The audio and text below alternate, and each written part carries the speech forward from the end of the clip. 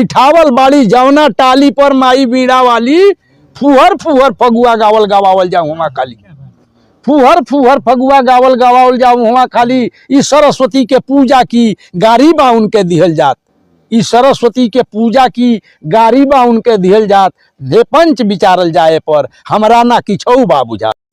सोहन तुम खड़े हो जाओ और बताओ, एक गड्ढे को 4 मजदूर 10 दिन में खोदते हैं, उसी गड्ढे को 8 मजदूर कितने दिन में खोदेंगे। सोहन खड़ा भइले तो कहले कि ये बताएंगे वो तब से गोड़ा हवे के फेर में बानी। अरे वो पढ़ावे आयल बनी, गढ़ा खुनवावे आयल बनी।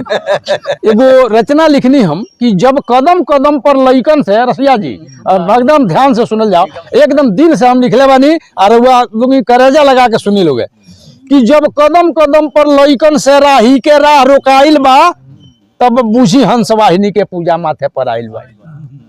सब जगह चंदा देहला से बगल